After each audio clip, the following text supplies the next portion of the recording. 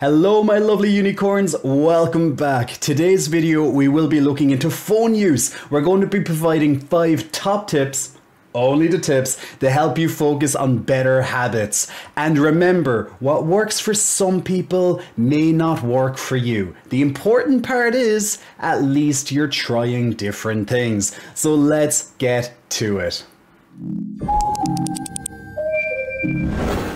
So let's face it, we are all in one way or another tied to our phones and other devices, especially in today's world, some more than others. But this is generally true for a vast majority of the world's developed population.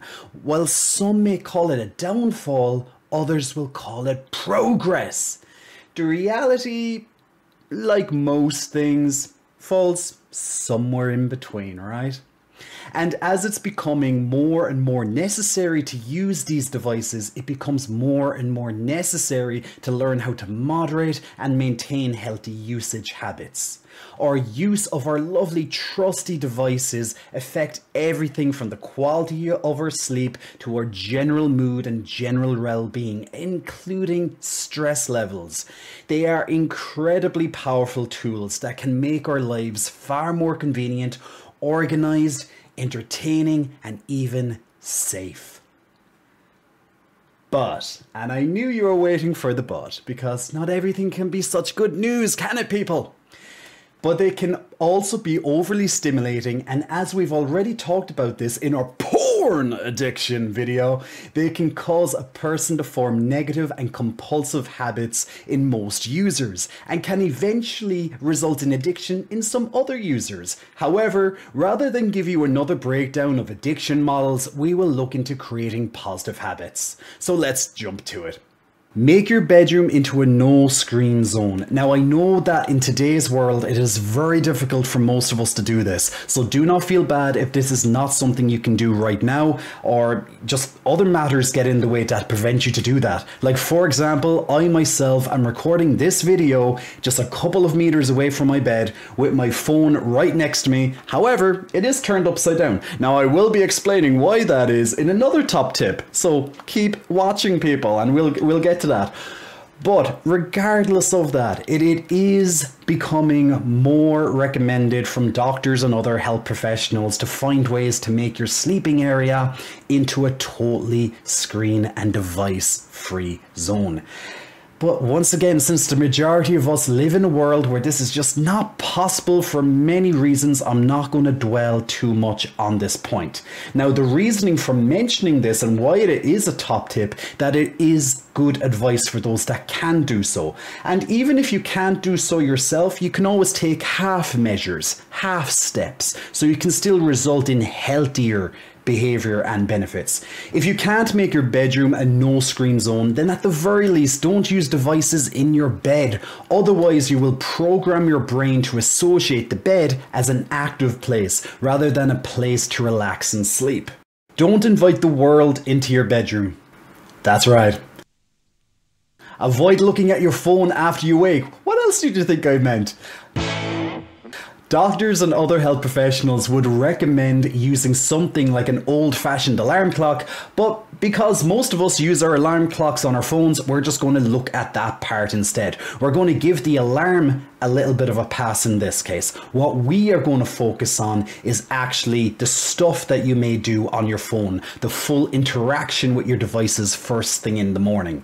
It's so easy to lie in bed and scroll and waste massive chunks of our me time. This is the time when we should be allowing ourselves to do a good morning routine and not invite the world in just yet.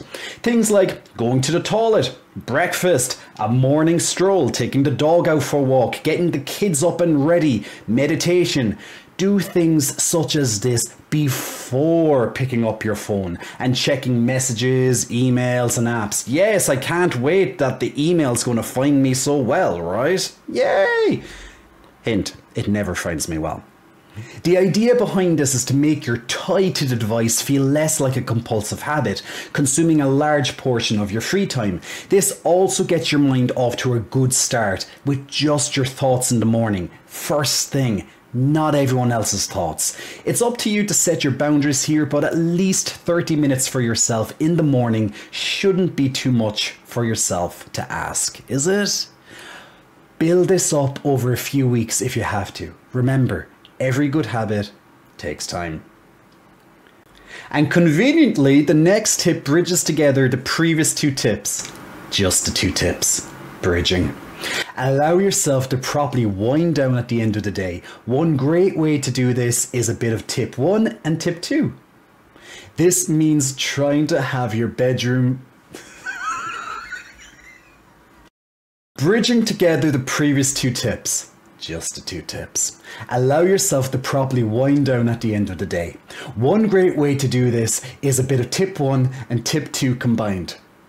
This means trying to have your bedroom as a no screen zone, particularly in your bed, allowing at least 30 to 45 minutes, the more the better, of no screen usage before sleep. Be alone with your thoughts before bed. Listen to calming music, make your to-do list for the next day, read a book, meal prep, sort out your clothes now so you don't need to waste time doing it in the next morning, write in your journal. Don't have a journal? Start! These habits also help us with our general mood, as screens are an exposure to blue light, which can affect our circadian rhythm, which is our body's day and night cycle essentially. But we'll save that for another video, because I already plan on making another video which features that actually. So doing this can get you more organized by doing things now rather than tomorrow. Don't bring your phone to the bathroom with you. We're already over halfway through this list. Isn't it great? Like, this is nice and quick. It's great. These tips are so easy to apply, right? I hope so. Now, technically, this is an extension of tip 2, just a tip. And I mean, literally, just a tip. I just can't, man. Like, every time I say it, my cheeks just go red. The amount of times, oh man. Anyway, look. We're keeping this in. I'm keeping this in. This is me just talking. We're just freestyling with this one. Anyway, look, this is simply a tip. Have you had any experience? Oh yes, a little. You can overcome this, Jay. You can overcome this. Okay, back to my thought process. Okay. So don't bring your phone to the bathroom, all right? This is where we're coming from, people. This is where we're coming from. Don't bring your phone to the bathroom. Now, realistically, this is simply just an extension of tip number 2. Guys, just a tip, okay? And like, I mean literally, in tip number 2, we said, like, during the morning routine to just not bring your phone to the bathroom, all right? Now, while it extends to not looking at your screens first thing in the morning, absolutely, it also includes other trips you might make to the bathroom during the day. Okay, might sound a bit obvious. Now, I'm willing to allow you lovely unicorns to use your phone as a source of music if you need to. Realistically, the whole point of this, outside of that exception, is just to not get into the habit of having apps on your phone that you specifically use while you're doing your business. Avoid playing games, scrolling social media, watching videos, answering texts, etc. Like, a quick toilet visit could end up lasting 10 minutes, 15, 20 minutes. But hey, if you're in there in your little moment of solitude, in your palace of solitude, take all the time you need. It's your me time, after all. Me time. And we love a little bit of me time. Plus, sitting on the toilet for too long can result in bearing down. Do you know what bearing down is? Bearing down is when you are too much down that little feet. You're right down in there, okay?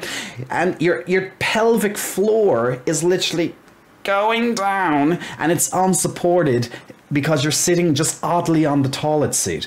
And that unfortunately can cause issues like hemorrhoids and other conditions. So yeah, it may just, you know, it's just not really a good idea to have those type of things. You know what I'm saying?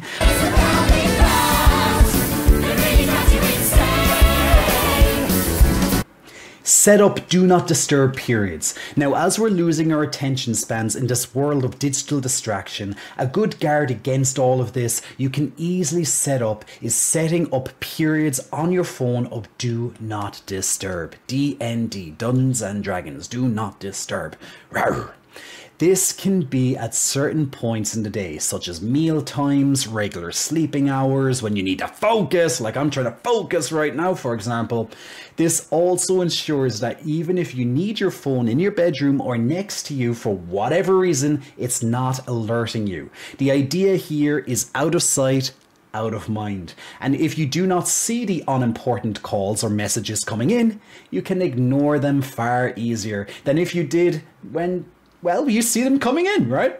So set up a whitelist for people who can contact you just in case there is an emergency if you really need to. So you know if something does ring through, it's because it is important to you. And if you're unwilling to do any of that, at the very least, put it on silent or do what I do very often, which I mentioned a little while ago in tip number 1, I believe, is turn it upside down. I always turn my phone upside down, especially when I'm with other people. I just don't want to look at my phone. I don't want to be disturbed. It's just one of those things. Also, I guess maybe it's extra privacy or something, but just turning upside down makes the world go round for me. I don't get distracted. I have less need or less wants to look at my phone. It just really helps me for some reason. So maybe that's something you can do. Silent or turn it upside down. And anyway, who keeps their phone on loud all day? Weirdos. Weirdos. That's who puts it on all day. Yes, they do. Yeah, maybe you're a weirdo. Maybe I'm a weirdo. We are all weirdos. We're all dealing in this world with our weirdo selves. Watch out for those weirdos. We are the weirdos, mister. To keep this video a top 5, because people love tops and top 5s, I'm sneaking in a bonus tip because I can. Did I get you? Yes. Anyway, bonus tip time. Be self-aware. I know. Can I be any more vague? I know, right? I'm a little bit of Chandler Bing right now from Friends. Oh, it's such a great series, man. Yeah. I know! Look, but for real, we need to be more aware of ourselves, okay? So if you are more aware of yourself and your situation, and ask yourself if you really need to be using your phone at that moment. Like, do you need to look up that thing right now? Do you really need to pull out your phone and take pictures of your food? Do you really need to post that photo right now while the food gets cold? Will you ever actually need that video of the concert instead of enjoying it in the fully present moment? Do I need to be on my phone right now when I'm driving, walking in a busy place, walking across the street without looking? Has happened so many goddamn times and I almost kill people. Dear God, the amount of times I almost hit people because they don't fucking look. It's nuts, man. It drives me crazy sometimes. You don't really believe in that stuff, do you? Yes, I do. Very much. Or, you know, when you're just at the cinema, some people look at the phone when they're in the cinema. Like, you can't even put it down when you're in the cinema. You're there to look at a movie. Or look, dialing all that back. Do you really even need to watch it when you're watching a movie at home, alone, with family, with friends, or simply when you're just with family and friends? Can you just, like, do you really need to use it? Ask yourself these questions. And if for any logical reason this can or should wait, you know, this impulse, like this need to be online, to look at what's happening, if this can for whatever reason wait, if you can just make that wait in your head and you think about it before mindlessly pulling out your phone, you can actively avoid the impulse. And with repetition, makes the dopamine hit impulse lesser and lesser until its hold is greatly diminished or completely gone. Now, I know it is difficult at first. All of these tips can be just the tips. But if you can get a handle on these impulses and become more continuously aware of them, you can also control them better over time and with practice. Hello? Hey, girl. I'm in the mood down, shake a spin, love. which can affect our circadian rhythm. Rhythm.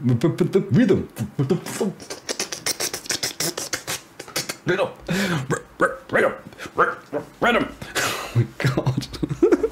And there you have it, my lovely unicorns, just a few top tips and tricks to help you develop better and healthier phone habits in your own life, and ultimately a better relationship with your phone, and even more ultimately a better relationship with yourself. Now, I have a lot more of these that I want to share, so I will definitely be doing a new follow-up video sometime in the future. But in the meantime, if you have any personal tips and tricks that you have tried in your own time, feel free to sound off in the comments below, or else over on our Discord, until we make another follow-up. And until then as well, if you do want us to make more of these type of videos, these top tips and tricks for healthier living, then please also let us know, because that will encourage us even more so than ever to make more of these type of videos for you, because we want to give the audience what they want after all, right? And that's always a good thing. Yay, give the audience what they want. Now, if you haven't seen our previous addiction video, feel free to go and check out our porn addiction video, which is just about here. I think it should be up here anyway, or else feel free to check out our other lovely stuff over here. So check them out now, and I hope to see you very soon. Take care.